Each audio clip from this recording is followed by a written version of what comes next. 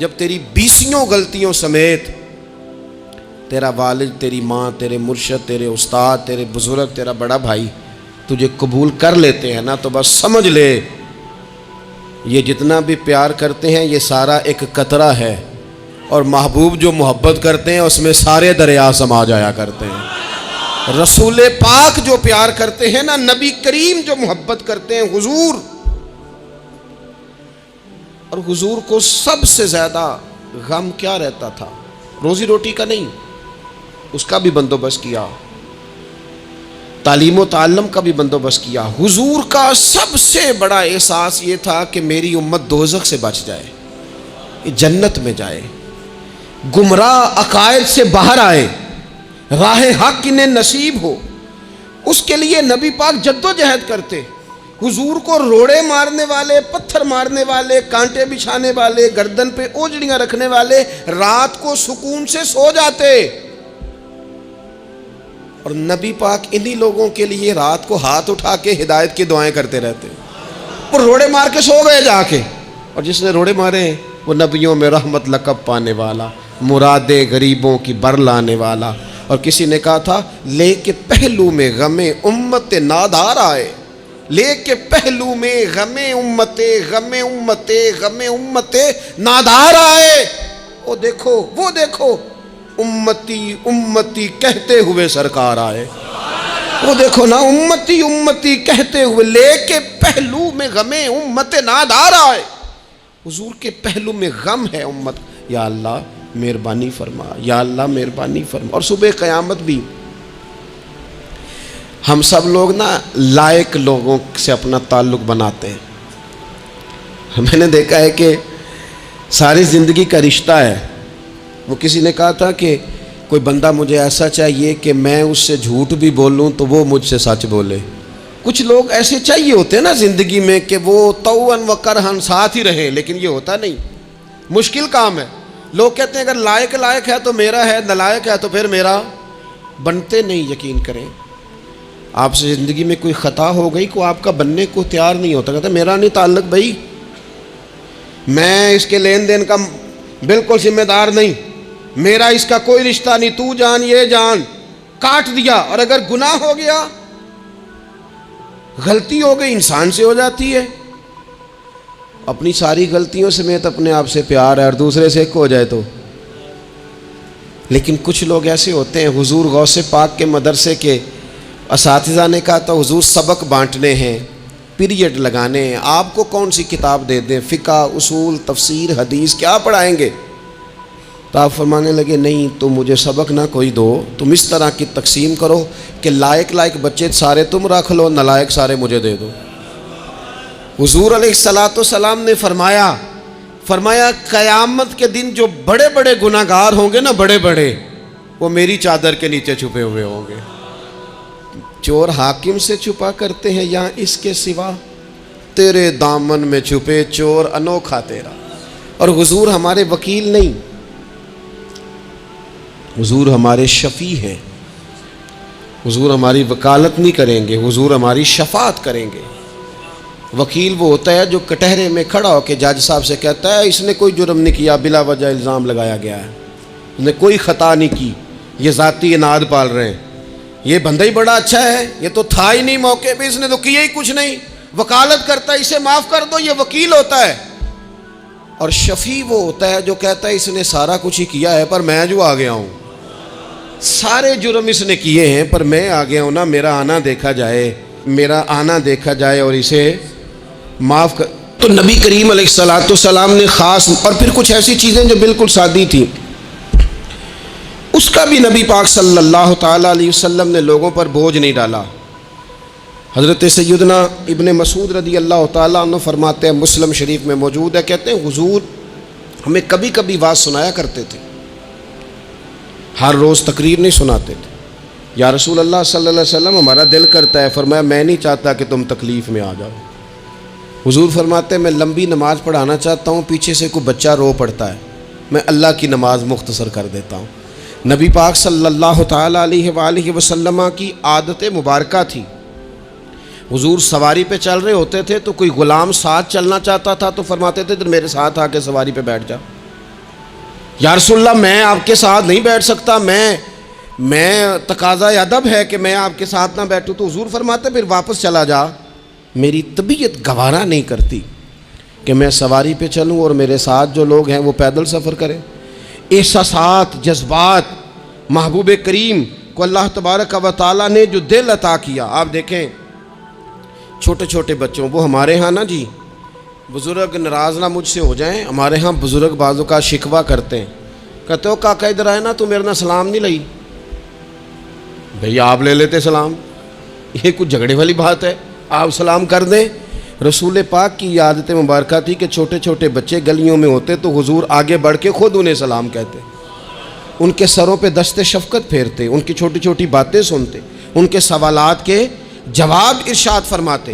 اللہ کے پیارے رسول صلی اللہ تعالیٰ علیہ وسلم کا تو یہ معاملہ تھا کہ عبادت کے معاملے میں بھی جب ایک شخص نے کہا کہ یا رسول اللہ میں ساری رات نماز پڑھا کروں گا، سارا دن روزہ رکھوں گا، تو حضور نے فرمایا نہ، آنکھیں تکلیف میں آ جائیں گی، وجود تھک جائے گا. ایک سرکار کی زوجہ محترمہ ام المومنین نے رسی باندھ لی تھی مسجد نبوی میں کہ میں جب تھک جاؤں گی تو ٹیک لگا لوں گی، پر میں نے پڑھنی ساری رات ہے نماز. اللہ کے محبوب نے فرمایا جتنی دیر طبیعت اجازت دے اتنی دیر پڑھو، باقی آرام کرو. اور فرمایا تمہاری آنکھ کا بھی تمہارے اوپر حق ہے، تمہارے وجود کا بھی تمہارے اوپر حق ہے. یہ ساری چیزیں نبی پاک صلی اللہ تعالیٰ علیہ وسلم کی امت کے ساتھ رحمت پر دلالت کرتی ہیں. اسی طور پر آپ دیکھیں کہ نبی کریم علیہ السلام نے 2-3 دن تراویح پڑھی، پھر صحابہ جمع ہو گئے، زیادہ لوگ آ گئے تو سرکار اندر سے باہر ہی نہیں آئے، حجرے میں رہے. فجر کے وقت آئے تو فرمایا مجھے پتا تھا تم سارے انتظار میں ہو اور تم نے دیر تک میرا انتظار کیا، میں جان بوجھ کے نہیں آیا. کیوں نہیں آئے یا رسول اللہ صلی اللہ تعالیٰ علیہ وسلم؟ تو حضور فرمانے لگے اس لیے نہیں آیا کہ اگر میں آ جاتا اور کچھ دن مستقل یہ نماز پڑھتا تو میرے دل میں خیال آیا کہیں رب کریم اسے فرض نہ کر دے، تمہیں مشقت ہوگی، تمہیں تکلیف ہوگی، لہٰذا میں حضور دل چاہ رہا ہے نفل عبادت کو، اس لیے نہیں کر رہے کہ امت پر کہیں ضروری ہو جائے. حضرت سیدنا عباس فرماتے ہیں کہ ایک انصاری صحابی رات کو مسجد نبوی شریف میں داخل ہوئے. ان دنوں جن دنوں وہ بدر کے قیدیوں کو لایا گیا تھا، تو ان قیدیوں کو رسیاں صحابہ نے زور سے باندھ دی تھی. تو کہتے ہیں کہ میں نے دیکھا نبی کریم علیہ السلام بڑی بے چینی کے عالم میں کبھی ادھر جاتے کبھی ادھر آتے. میں نے عرض کی یا رسول اللہ صلی اللہ تعالیٰ علیہ وسلم خیریت ہے؟ تو حضور نے فرمایا ان قیدیوں میں میرے چچا جناب عباس بھی ہیں،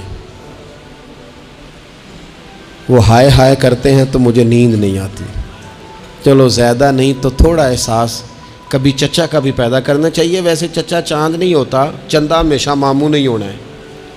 چچا جتنا مرضی بھی خوبصورت ہو بیچارہ چاند ہو سکتا نہیں، چندہ ماموں نہیں ہونا ہے، پکی بات.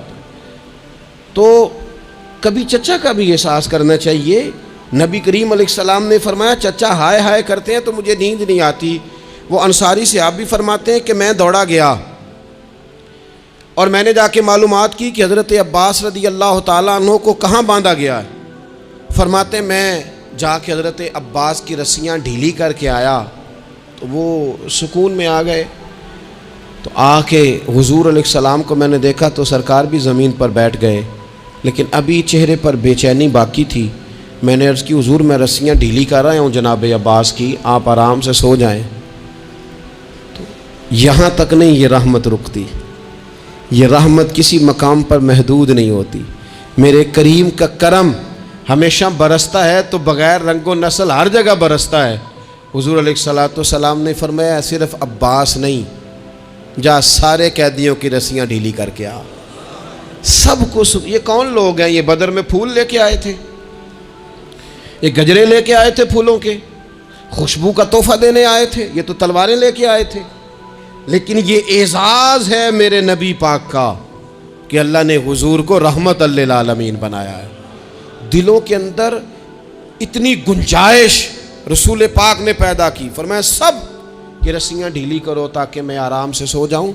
طبیعتوں کی سختی، مزاجوں کا تلخ پن، اپنی ذات کے خول میں بند ہو کے زندگی گزار دینے والے لوگ اپنے آپ سے شروع ہو کر اپنے آپ پر ختم ہو جانے والا مزاج، جو میں سوچ رہا ہوں، جو میں دیکھ رہا ہوں، جو میری طبیعت فیصلہ کر رہی ہے، جس اینک سے میں معاشرے کو پڑھ رہا ہوں، سارے معاشرے کو اسی طور پہ میں لے کے چلوں گا، یہ سوچیں درست نہیں۔ ہم نبی کریم علیہ السلام کے ماننے والے ہیں، ہمیں ان ساری باتوں کا خیال اور ادراک کرنا پڑے گا کہ جو ہمیں ہمارے رسول پاک نے سکھائی ہے۔ انسان پر بعض اوقات کچھ لوگ اس طرح کا بھی اس کے ساتھ رویہ اختیار کرتے ہیں کہ رد عمل کے طور پر کچھ کہنا پڑتا ہے۔ بعض لوگ سخت سست کہہ دیتے ہیں رد عمل کے طور پر، خود اس طرح کے نہیں ہوتے، لیکن تانگ آمد بجانگ آمد۔ تو ایک دفعہ جب بڑی سخت تکلیف دی کفار نے، تو صحابہ نے عرض کی یا رسول اللہ ان کے لیے دعا کریں یہ تباہ ہو جائیں، تو محبوب نے خود ان لفظوں کے ساتھ جواب دیا، فرمایا اللہ نے مجھے لعنت ملامت والا نہیں بنا کے بھیجا، مجھے رحمت للعالمین بنا کے بھیجا۔ انہیں ہر وقت تانے دیتے رہنا، ہر وقت کھڑے رہنا، یہ دیکھیں نا میرے ملک کا ماحول کیا بنا ہوا ہے، رائے کا اختلاف ہی ہے نا، لیکن جو دھینگا مشتی روز ہوتی ہے اور جو دھما چوکڑی روز مچائی جاتی ہے، روز جو نئی سے نئی کہانی پنپتی ہے، ملک کے اندر کوئی شخص ایسا نہیں رہ گیا، کوئی ادارہ ایسا نہیں رہ گیا جس کے بارے میں ہمارے دل بالکل صاف ہوں، اس لیے کہ ہم نے مزاج اس طرح کا بنا لیا ہے، ہم نے اینک اس طرح کی لگا لی ہے، لہجے اس طرح کے بنا لیے۔ حضور سید عالم علیہ السلام نے ایک دن فرمایا تھا مجھے کسی صحابی کے بارے میں کوئی بات نہ پہنچانا، کسی کی غلطی آ کے ڈائریکٹ مجھے نہ بتانا، میرے سامنے کچھ بھی ایسا نہ کرنا۔ یا رسول اللہ کیوں؟ فرمایا میں چاہتا ہوں میرے دل میں سب کے لیے گنجائش ہے تو گنجائش ہی رہے، لوگوں کو خوش گمان رہنے ہی نہیں دیا جاتا، اچھی سوچیں پیدا کرنے کے موقع ہی نہیں دیے جاتے، وہی بدگمانیاں ہیں، وہی ماحول کے اندر شدت ہے، وہی انداز ہمارا اس طرح کا ہے، اور وہی کچھ ہم کر رہے ہیں، اور سارے ہیں کہ ایک ہی لاٹھی کے ساتھ ہانکے جا رہے ہیں۔ خدا را چیزوں کو دیکھیں اور غور کریں کہ ہم نبی پاک صاحب الاولاق سید عالم صلی اللہ تعالی علیہ وسلم کے ماننے والے ہیں۔ پھر ایک اور بات، حضور کی رحمت چونکہ کامل ہے، تو حضور علیہ السلام کا ایک طریقہ ہے، دنیا میں دو طرح سے لوگ اپنا آپ ثابت کرتے ہیں۔ ایک پورے ماحول میں لوگ اندھیرا کرنا چاہتے ہیں تاکہ میں صحیح طرح چمک جاؤں، وہ پھر بتاتے ہیں کہ اس وقت دنیا میں کوئی آدمی بھی میرے سوا ٹھیک نہیں ہے، کسی کا بھی تذکرہ ان کے سامنے کیا جائے تو ایک دو چار کمزوریاں اس کی وہ بتا دیتے ہیں، کیونکہ وہ فل اندھیرا کرنا چاہتے ہیں، اور سمجھتے یہ ہیں کہ جب میں اندھیرا کروں گا تو پھر میں زیادہ چمک جاؤں گا، اس لیے باقاعدہ منصوبہ بندی کی جاتی ہے اور باقاعدہ لوگ بٹھائے جاتے ہیں اور کردار کشی کرنا ایک پورا ماحول بنا دیا گیا، اور کوئی بھی شخص اس سے مبرہ نہیں، وہ دینی تعارف رکھتا ہو یا دنیاوی تعارف رکھتا ہو، سیاسی سماجی معاشرے میں کوئی مقام رکھتا ہو یا سیاسی قد کاٹ سے اس کا تعارف ہو، کردار کشی عام بنا دی گئی اور اس پر لوگ خوش ہوتے ہیں۔ میرے بھائیوں، نبی کریم نے بھی اپنا اثبات کیا ہے، لیکن رسول پاک کا طریقہ یہ نہیں ہے کہ کسی دوسرے کی نفی کر کے ہی اپنا اثبات ہوتا ہے۔ قرآن تو نبی پاک پہ نازل ہوا ہے نا، حضور قرآن لے کے آئے ہیں، پر اس قرآن میں تو حضرت موسیٰ کی تعریفیں بھی ہیں، حضرت عیسیٰ کے تذکرے بھی ہیں، جناب عیسیٰ کے معجزات بھی ہیں، اس میں تو حضرت نوح کا ذکر بھی ہے، اس میں تو حضرت آدم کا ذکر بھی ہے، اس میں تو حضرت یوسف علیہ السلام کے حسن و جمال اور کمال کے تذکرے، اس میں تو جناب لقمان حکیم کی حکمت اور دانائی کی بات ہے، اس میں تو حضرت خضر کا تذکرہ ہے، اس قرآن مجید کے اندر تو اولیاء اللہ کی شان ہے، اس میں تو ماں باپ کی فضیلت ہے، اس میں تو پڑوسیوں کی بات ہے، اس قرآن مجید نے تو غریب کی بات کی، یتیم کی بات کی، بیوہ کی بات کی۔ تو رسول کریم نے بتایا کہ دوسروں کو پیچھے کر کے اپنے آپ کو آگے نہیں کیا جا سکتا، تم سب کو ساتھ لے کے چلو، تمہیں اللہ امامت عطا فرما دے گا۔ حضور نے تعارف کرایا اپنی امت کو سارے نبیوں کا، رسولوں کا، حضور نے ان کے تذکرے کیے، احادیث میں ان کے تذکرے ہوئے، حضور نے ہر ایک کی شانیں بلند کر کر کے بیان کی، اور فرمایا کسی نبی کی بات میرے ساتھ ملا کر اس طرح نہ کرنا کہ ان کی کسر شان ہو جائے معاذ اللہ۔ میرا اور اس کا تقابل اس طرح نہ کرنا کہ وہاں کسر شان. وہ کسی نے میرے اعلیٰ حضرت کے سامنے کہا تھا نا شان یوسف جو دبی وہ بھی اسی در پہ دبی. تو اعلیٰ حضرت کہنے لگے حضور تو کسی کو دبانے آئی نہیں, یہ تو کیا بات کر رہا ہے, تو کہہ شان یوسف جو بڑی وہ بھی اسی در سے بڑی. یہ کہہ کہ نبی پاک تو عزتیں دینے آئے, ہر ایک کی قسمت میں حضور نے عزت لکھی. کہا باپ راضی ہو گیا تو رب راضی ہو گیا. فرمایا ماں کے قدموں کے نیچے جنت, بہنوں کی بیٹیوں کی پرورش جو کر کے آئے گا میرے ساتھ جڑ کے انگلیوں کی طرح جنت میں جائے گا. فرمایا تم میں سب سے بہتر وہ جو اپنے گھر والوں کے لیے اپنی بیوی کے لیے بہتر, میں تم سب سے زیادہ اپنے گھر والوں کے لیے بہتر. فرمایا پڑوسی سے اس نے سلوک کرنے والوں یاد رکھنا کہ اس کے تو حق اتنے زیادہ ہیں کہ ڈر ہے کہ کہیں وراثت میں شامل نہ کر دیا جائے. نبی پاک علیہ الصلوۃ نے فرمایا جو بی بی صرف حاملہ ہو, حاملہ, اسے رب کی بارگاہ میں اتنا ہی اجر ملتا ہے جتنا تلوار لے کے جہاد کرنے والے کو ثواب ملتا ہے. اور جب اس کے ہاں بچے کی ولادت ہوتی ہے اللہ اسے شہید جتنا درجہ دیتا ہے.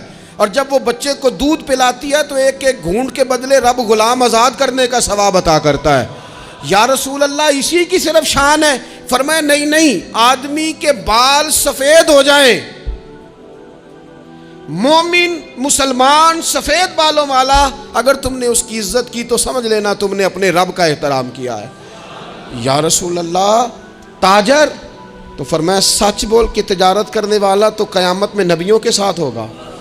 یا رسول اللہ یہ عالم, یہ طلباء, یہ دور دراز سے آنے والے لوگ, تو محبوب نے فرمایا یہ تو کوئی ڈگری نہیں لیتے, پہلے دن ہی گھر سے نکلتے ہیں تو فرشتے پیروں کے نیچے پر بچھا دیتے ہیں.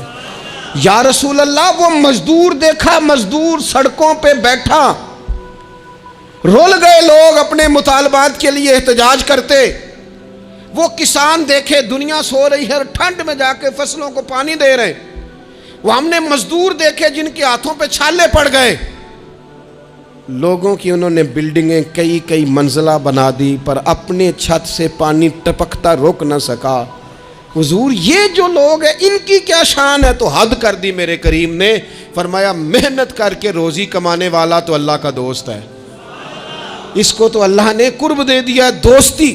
تو نے ہر شخص کی قسمت میں یہ عزت لکھی اور آخری خطبے کی صورت میں بھی وصیت لکھی. حضور نے ہر شخص کو احترام دیا, ہر ایک کو اکرام دیا. لوگوں کو پیچھے دھکیل کے قد اونچا نہیں ہوتا, بلکہ شمع سے جتنی مرضی شمع جل جائیں اس کی اپنی روشنی میں کبھی کمی نہیں آیا کرتی, بلکہ حد ہو گئی. ایک دن نبی پاک علیہ السلام نے حضرت جبریل امین سے پوچھ لیا. فرمایا جبریل سب کو میری رحمت سے حصہ ملا ہے, آپ کو بھی کوئی ملا ہے؟ ملا تو بتاؤ نا. تو حضرت جبریل عرض کرنے لگے حضور بالکل ملا ہے. کہا کس طرح؟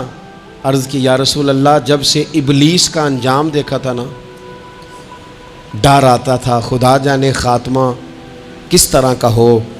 لیکن جب آپ آئے, قرآن آیا اور قرآن میں حضرت جبریل کا ذکر آیا تو فرماتے ہیں میں سمجھ گیا اب اللہ نے کرم کر دیا ہے, اب طے کر دیا ہے کہ جبریل امین علیہ السلام کے جو اعزازات ہیں وہ ہمیشہ اعزاز ہی رہیں گے. نبی پاک کی رحمت سے ہر شخص کو حصہ ملا, حتیٰ کہ کفار کو, مشرکین کو, منافقین کو. رسول پاک علیہ السلام ہر ایک کے لیے رحمت بن کے تشریف لائے, یہاں تک کہ جانور بھی حضور کے پاس آتے تھے تو اپنے دکھ سنا جاتے تھے. حضور تو ان کو بھی تھپکیاں دیتے, تسلیاں دیتے. حضرت انس بن مالک کہتے ہیں لوگوں مجھے وہ دن بھولتا ہی نہیں جس دن نبی پاک مکے سے ہجرت کر کے مدینے آئے تھے. لوگ گلیوں میں, چھتوں پہ حضور کی اونٹنی کے گرد یا رسول اللہ یا محمدہ کی صدائیں ہم نے اپنے کانوں سے سنی. ایک بڑی شان رکھنے والا قبیلہ بنو نجار, اس کی بچیاں کونے میں دف لے کے بیٹھ گئیں, کہنے لگی یہ نہ سمجھنا کہ ہم کوئی عام ہیں, ہم بہت بڑے خاندان کی بیٹیاں ہیں, لیکن آج یہاں اس لیے بیٹھی ہیں کہ دیکھو تو صحیح ہمارے پاس آیا کون ہے. وہ ننھی بچیاں جو بیٹھ کر وہاں دف بجاتی تھیں وہ رسول پاک کی جانب اشارے کر کے گاتی تھیں اور کہتی تھی ہم ہیں بچیاں نجار کے عالی گھرانے کی, ہمیں خوشی ہے آمنہ کے لال کے تشریف لانے کی، خوشی ہے آمنہ کے لال کے، بس رہے گا یوں ہی ان کا چرچا رہے گا یوں ہی ان کا، پڑے خاک ہو جائیں جل جانے والے، آخر دعویٰ یعنی الحمد۔